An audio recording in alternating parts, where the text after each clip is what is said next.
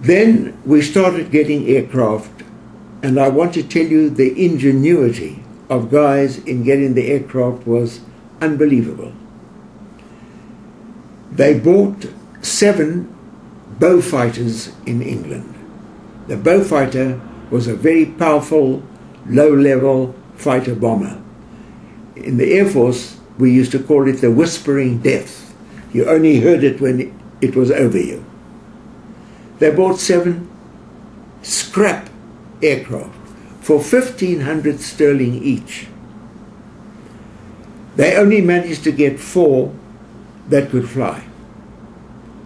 They set up a bogus film company to do a film of Beaufighter aircraft in World War II. They had the cameras, they had all the staff, they had the narrator, the cameras were whirring, the guy was giving the story, the aircraft took off, and they were on their way to Israel. Another guy, John Harvey, he smuggled a Mosquito aircraft out of England. He had trouble, he had to land back, they arrested him, he got out of prison, he got hold of the aircraft, flew it to Israel. When he came to Haifa, nobody knew that this aircraft was arriving. They started firing on him. He managed to evade the fire, and then we got a Mosquito aircraft into the Air Force.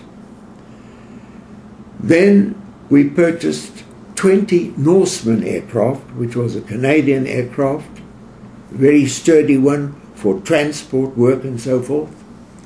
We bought them from Germany. They had to be flown to Rome, and from Rome they were ferried to Israel. And perhaps I should just go back a step. When they bought the Messerschmitts in Czechoslovakia, the question was how to get them to Israel. A fighter aircraft can't fly all those distances. A fighter aircraft may have an endurance of maximum 1.5 hours.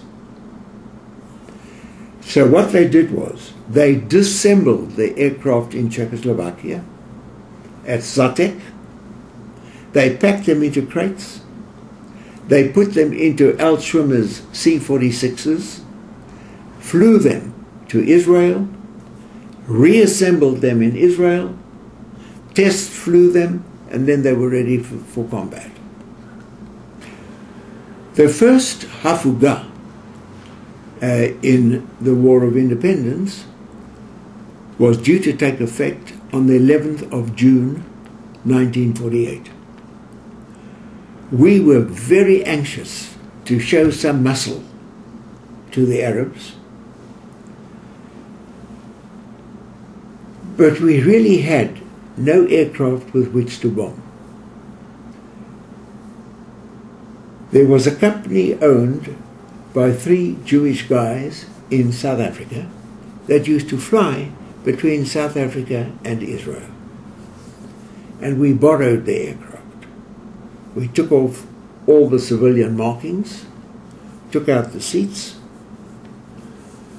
We packed the aircraft with 16 80-kilo bombs, and we had what we called bomb chuckers. We didn't have the bomb racks like a bomber has under the wings and the belly. So we had to carry the bombs inside the aircraft and then throw them out. And we were very worried when we opened the door of the Dakota that the guys didn't fall out, because 80 kilos is quite a serious weight. Yes. So we tied them up by ropes one to the other, and they passed the bombs on and then dropped them out. So we got this aircraft ready on the night of the 10th of June, 1948.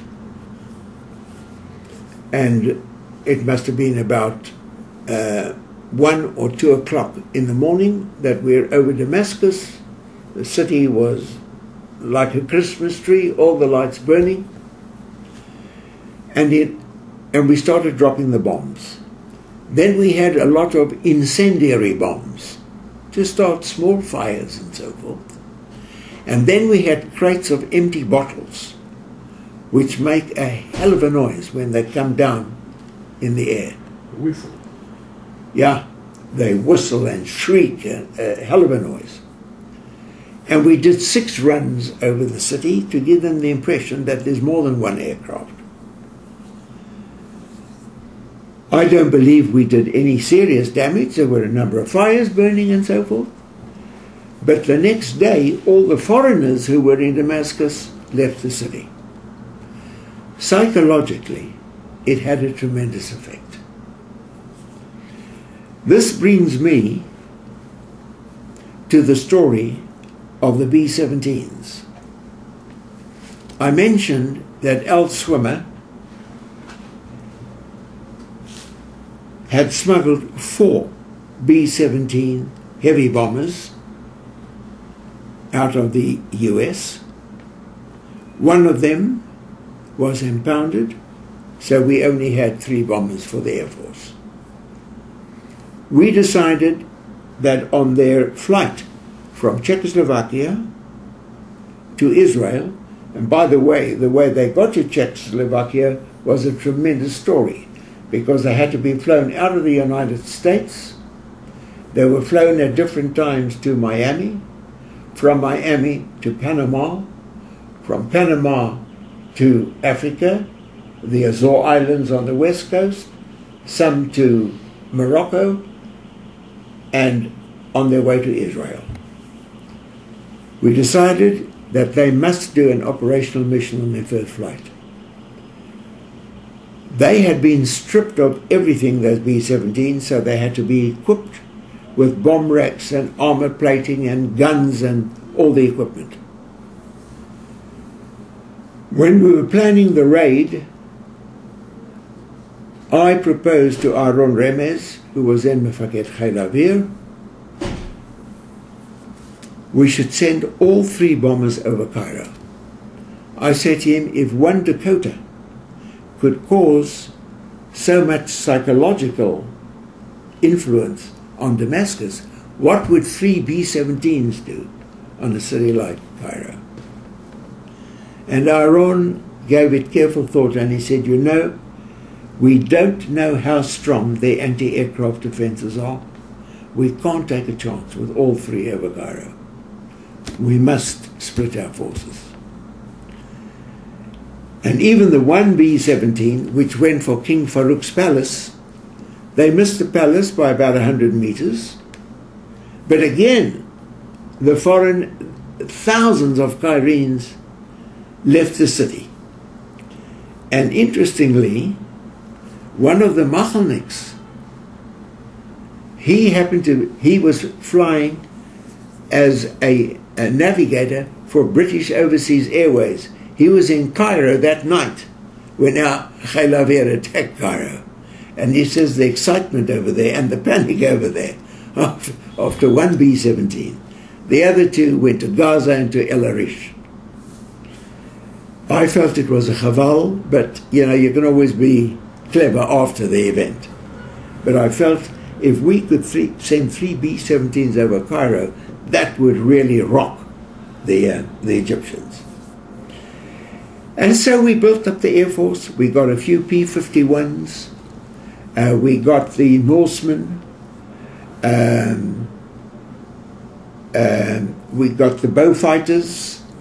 Then the big event was when we bought 50 Spitfires in September 1948.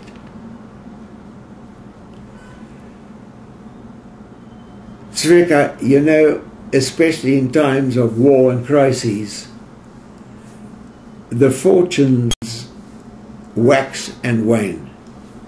Yeah, we get these Spitfires, but the British and the Americans put so much pressure on the Czechoslovaks that they stopped our air bridge from Czechoslovakia to Israel. This was the only line of communication open to Israel. Everything had to be flown in.